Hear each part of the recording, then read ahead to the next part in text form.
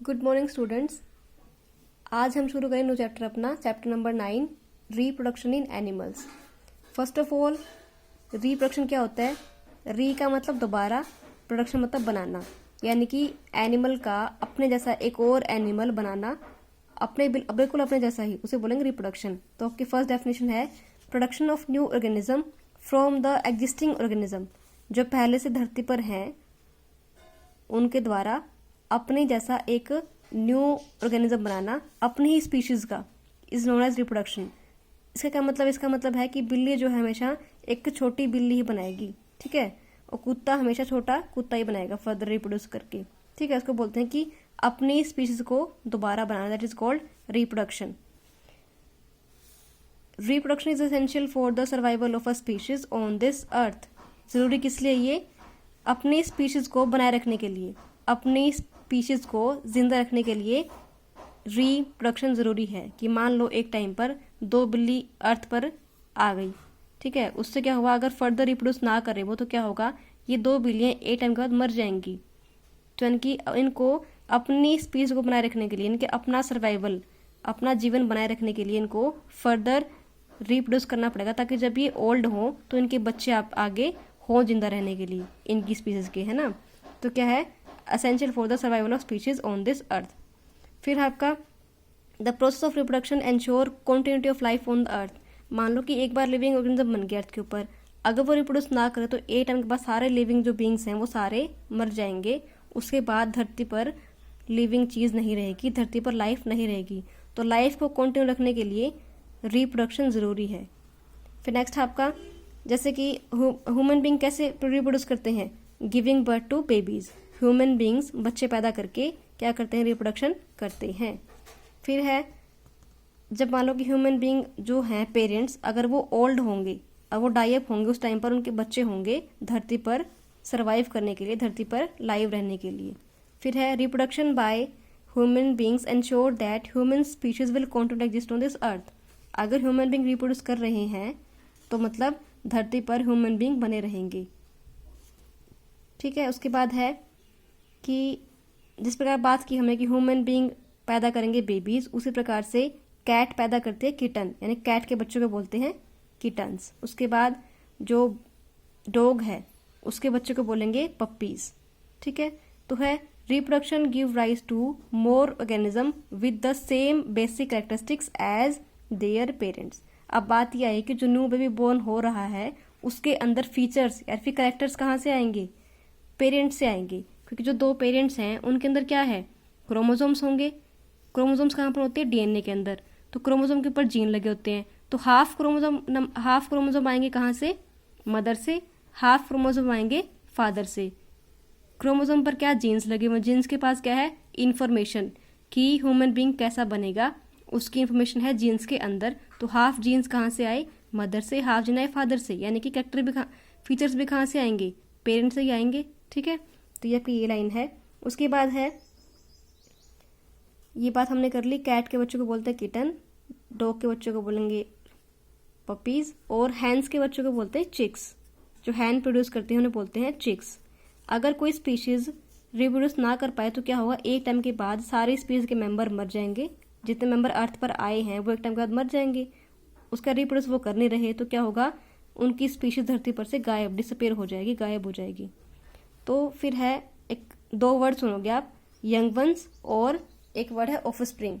इनमें क्या डिफरेंस है? कोई डिफरेंस, दोनों सेम चीज़ है। जो न्यूली बोर्न बेबीज होते हैं, न्यूली बोर्न एनिमल्स है छोटे छोटे, उनको बोलते हैं यंग वंस। छोटे छोटे जो होते हैं उनको बोलते हैं यंग वंस या फिर ऑफस्प्रिंग। दोनों वर्ड सेम ही है। जो भी न्यू बोर्न हुए हैं उनको बोलते हैं यंग वन या फिर ऑफस्प्रिंग। तो हमने बात की कैट के बच्चों को बोलते किटन, डॉग, पपी। काव के बच्चों को बोलते हैं काफ। काव के यंग वन को बोलते हैं काफ। और young one of horse is Colt. जो हॉर्स का यंग वन है, छोटा बच्चा बोर्न हुआ, उसको बोलते हैं कोल्ट। लोयन के यंग वन को बोलते हैं कब। तो इंपॉर्टेंट चीजें हैं, याद करने आपको ये। और हैन के यंग वन को बोलते हैं चिक।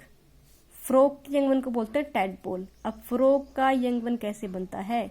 जो फ्रॉग के दो पेरेंट होंगे वो अपने जीन्स यानी कि अपने गैमेट्स कहाँ छोड़ देंगे? पानी के अंदर, क्योंकि फ्रॉग कहाँ ग्रो करते हैं? पानी के अंदर रहते हैं मेनली वो। तो पानी के अंदर अपने गैमेट छोड़ दी, वहीं पर क्या होगा, उनका गैमेट्स का फ्यूजन होगा कि न्यूबॉर्न बेबी बनेगा, उसको बोलते हैं हम टैडपोल।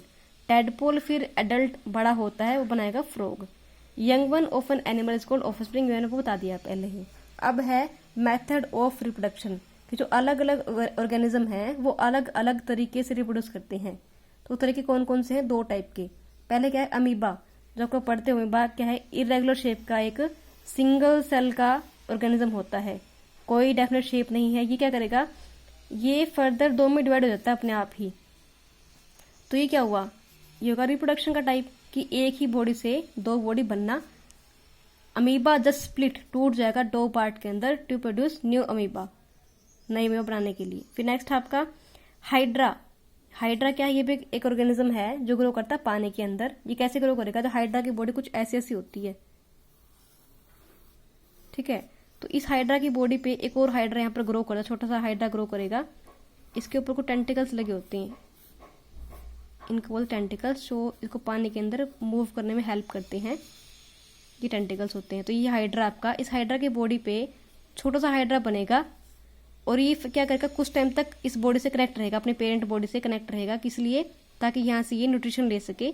उसके बाद थोड़ा सा बड़ा होने के बाद यहाँ से अलग हो जाएगा, अपने पेरेंट बॉडी से डिटैच होगा, अलग होके, और क्या बना लेगा, एक नया हाइड्रा बना देगा। तो ये क्या है, हाइड्रा के अंदर रिप्रोडक्शन, कि हाइड्रा की बॉडी पे एक नया हाइड्रा बना छोटा सा, वो डेवलप हुआ, ग्रो हुआ थोड़ा सा, न्यूट्रिशन कहाँ से लिया, पेरेंट बॉडी से, और फर्दर क्या होगा, इससे अलग होके एक नया हाइड्रा बना दिया। नेक्स्ट आपका उसी प्रकार से बर्ड हैं, स्नेक्स हैं, ये कैसे ये प्रोड्यूस कैसे होते हैं, अंडों से। बर्ड भी और स्नेक अंडे छोड़ते हैं, अपने एग ले करते हैं, और उनसे क्या निकलते हैं, यंग वंस निकलते हैं। फिर है where are some organism like human babies. Human क्या प्रोड्यूस करते हैं, बेबीज, बच्चे पैदा करते हैं।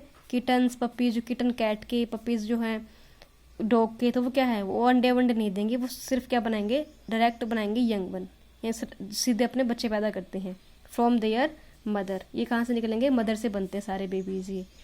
This mean that each species of organism reproduce in different way. जो अलग अलग स्पीशीज हैं, अलग अलग टाइप की प्रजाति हैं, सबके पास अलग अलग क्या है, डिफरेंट डिफरेंट तरीके हैं रिप्रोड्यूस करने के।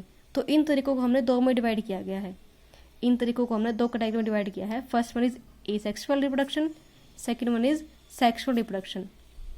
दोनों मेन डिफरेंस क्या है, कि एसेक्सुअल में एक पेरेंट काफ़ी होता है न्यू ऑर्गेनिज्म प्रोड्यूस करने के लिए, यानी कि एक पेरेंट से ही नया ऑर्गेनिज्म बन सकता है। लेकिन सेक्सुअल में हमेशा क्या चाहिए, 2 ऑर्गेनिज्म चाहिए, एक मेल और एक फीमेल पेरेंट। 2 पेरेंट होंगे, वहीं मिलकर क्या बनाएंगे, अपना न्यूबॉर्न बेबी बनाएंगे। उसे बोलते हैं सेक्सुअल रिप्रोडक्शन, कि इसमें चाहिए 2 पेरेंट्स, इसमें चाहिए सिर्फ एक पेरेंट, ठीक है। ये सेक्सुअल में सिर्फ एक। प्रोडक्शन ऑफ, अब क्या है कि कुछ एक, please keep in mind that certain organism, कुछ ऑर्गेनिजम्स के अंदर रिप्रोडक्टिव सेल्स होते हैं, इनको और नाम क्या है, सेक्स सेल्स या फिर गैमेट्स। कुछ के अंदर गैमेट्स प्रोड्यूस होंगे, कुछ के अंदर गैमेट्स प्रोड्यूस नहीं होंगे। जिनके अंदर गैमेट्स होंगे वो क्या शो करेंगे, सेक्सुअल रिप्रोडक्शन। जिनके अंदर गैमेट्स नहीं बनेंगे वो क्या शो करेंगे, एसेक्सुअल रिप्रोडक्शन। हाँ, होता क्या asexual reproduction, the production of a new organism from a single parent without the involvement of sex cells is called asexual reproduction. इसके अंदर सिंगल पेरेंट काफ़ी है नया ऑर्गेनिज्म की प्रोडक्शन के लिए, न्यू ऑर्गेनिज्म बनाने के लिए सिंगल पेरेंट काफ़ी है, without the involvement of sex cells, यानी कि सेक्स सेल्स के यहाँ पर इन्वॉल्वमेंट नहीं होगी, सेक्स सेल्स यहाँ पर नहीं बनते, किसके अंदर, पेरेंट बॉडी के अंदर सेक्स सेल्स नहीं होंगे। फिर है it is called asexual reproduction because it does not use special cells called sex cell. इनको एसेक्सुअल क्यों बोला है, क्योंकि इनके अंदर सेक्स सेल्स का यूज नहीं हुआ है। In asexual reproduction a part of the parent organism separate of and grow into a new organism. एक पार्ट ऑर्गेनिज्म क्या बना देगा, नया ऑर्गेनिज्म बना देगा सिर्फ एक पार्ट से ही। जैसे हमने क्या बात की थी, हाइड्रा में बात की, तो कौन सा मोड है ये है आपका एसेक्सुअल। जो अमीबा था ये भी क्या आपका एसेक्सुअल, इसका सिंगल पेरेंट से क्या बन रहा है, एक न्यू ऑर्गेनिज्म बन रहा है। सेक्स सेल यहाँ पर कुछ सेक्स सेल नहीं बन रहे, तो ये क्या आपका asexual reproduction. Only 1 parent is needed, सिर्फ एक पेरेंट जरूरी होता है न्यू ऑर्गेनिज्म बनाने के लिए। एग्जाम्पल क्या क्या आपके, binary fusion in amoeba, amoeba की बॉडी का 2 में टूटना, बाइनरी फिजन, दो में टूटना, फिजन मतलब टूटना। तो ये क्या आपका एग्जाम्पल है ए सेक्सुअल का। एक अमीबा से क्या बन गए, दो अमीबा बन गए, यानी कि एक अमीबा ने क्या कर दिया, एक नया अमीबा बना दिया अपने अंदर से ही, क्योंकि एक पेंट इन्वॉल्व है। इस प्रकार बर्डिंग इन हाइड्रा, जो हाइड्रा की बात कर रही थी मैं, इस प्रोसेस को बोलते हैं बर्डिंग, क्योंकि जो न्यू ऑर्गेनिज्म बनता है छोटा सा, ये इसको बोलते हैं एक टाइम पे बर्ड। बर्ड क्या होती है, एक एक्स्ट्रा आउट ग्रोथ, बॉडी से एक एक्स्ट्रा आउट ग्रोथ निकल गई, इसको बोलते हैं बर्ड। तो प्रोसेस कौन सा है ऐसा बनना, बर्डिंग इन हाइड्रा। हाइड्रा में क्या होगा, एक स्मॉल बर्ड बनेगी पहले, वो बर्ड थोड़ी ग्रो करेगी और उससे अलग पेंट बोर्ड से अलग हो क्या बनेगी, अलग अब न्यू हाइड्रा बना देगी। तो इसके अंदर भी एक ही हाइड्रा इन्वॉल्व हुआ, कोई सेक्सल्स इन्वॉल्व नहीं हुए। तो कौन सा मेथड है ये, ए सेक्सुअल रिप्रोडक्शन का एग्जाम्पल है। Binary fission amoeba and budding in hydra. तो आपको एग्जाम्पल्स भी याद करने हैं और डेफिनेशंस भी। और ए सेक्सुअल में सिंगल पेंट इन्वॉल्व होगा, कोई भी सेक्स सेल्स प्रोड्यूस नहीं होंगे इसके अंदर। ठीक है, तुम कल बात करेंगे सेक्सुअल के बारे में। अब यहाँ तक अपना अच्छे से रीड करो। कोई क्यूरी हो, कोई दिक्कत हो, पॉइंट समझ ना आ रहा हो, तो आप क्लासरूम ऐप पर मैसेज भी कर सकते हो।